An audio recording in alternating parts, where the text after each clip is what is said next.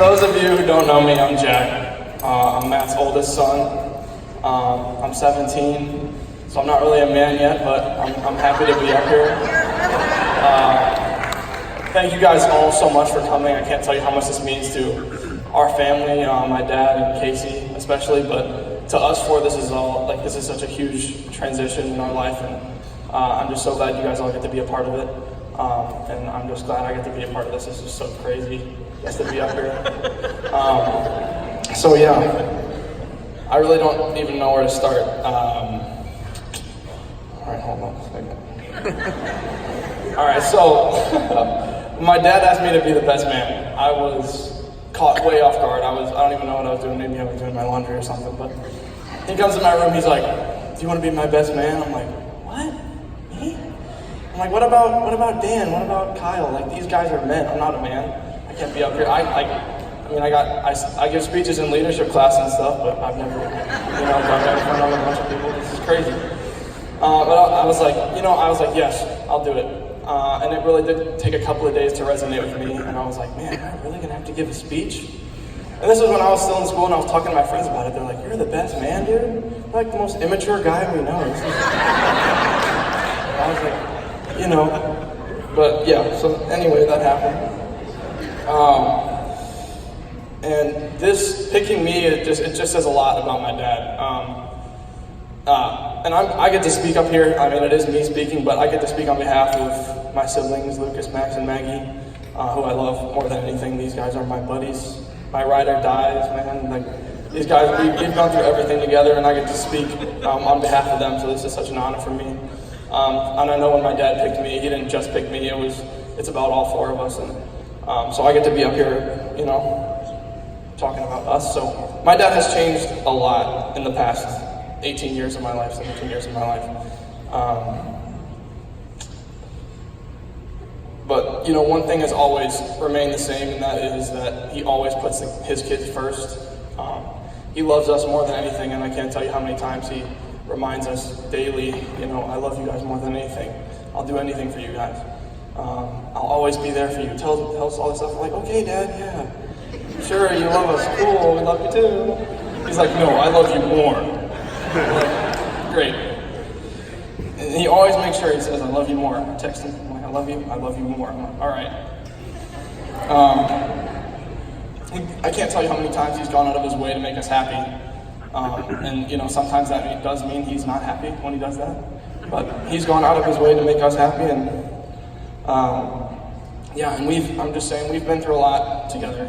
The five of us, just the five of us, we've been through a lot together, and we've seen the lowest of lows, and we've seen some highs, and right now this is one of the high points of my life. This is definitely like one of the highlights of my life, just seeing, somebody getting a second chance, but then Kacey, this is your first. I mean, this will be your only, but.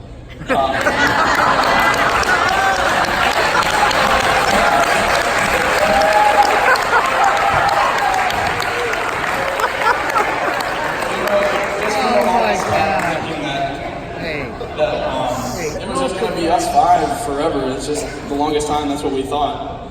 And sometimes it did feel like nobody had our back, and it did feel like we were alone in this, but then the day came where we were introduced to Kacey, and we didn't know that they had been dating. Like, it was this total surprise, and I was like, there's Kacey, and we're like, oh, cool. He's like, yeah, we've been dating for a year. It probably wasn't that long, but we were like, whoa, we were caught way off guard. But there was something different, man. There was something different, and my dad always tells us, like, we would be in his room late at night. We're worrisome kids. We like to worry, and he would just, he would calm us down, being like, we're like, Dad, are you ever gonna get married again? He's like, you know what? I'll never get married unless the person I marry loves you guys as much as I do. And that was something he always told us, and he never strayed from that statement. And when we saw Kacey, we were like, man, this is the one, man. Like, right off the bat, when she was talking to us like a friend, and not talking down to us like we had experienced, but just talking to us like a friend, and just like our dad, and willing to do things with us right off the bat, like just jumping right in, diving right in. And just being able to feel that for just such a long time, just not feeling anything. Just being able to feel that for just that one moment where you're like, man, this is great. And it just took off from there.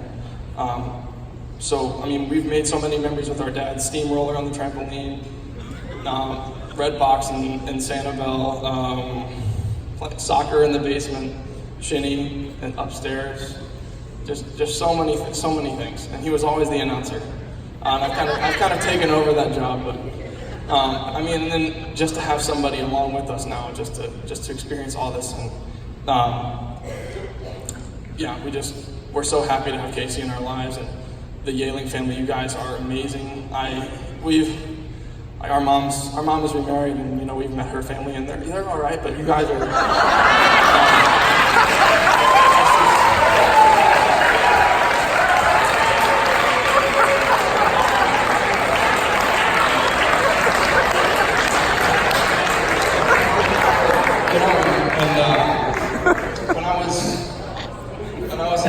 When we went over to Kacey's house for the first time for a family gathering, and we met Mr. Yaling Barry, and this dude's wild, man.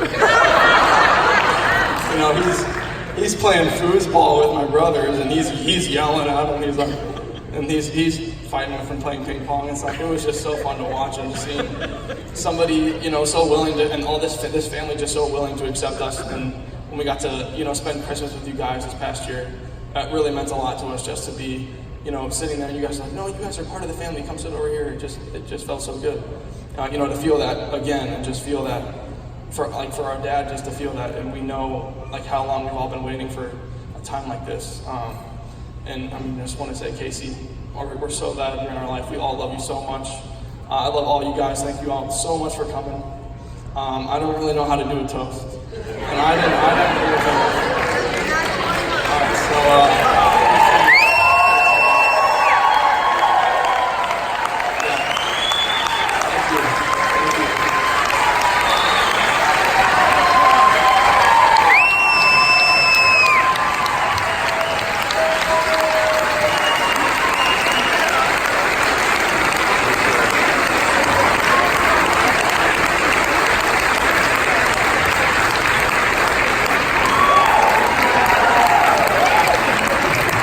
Give another round of applause.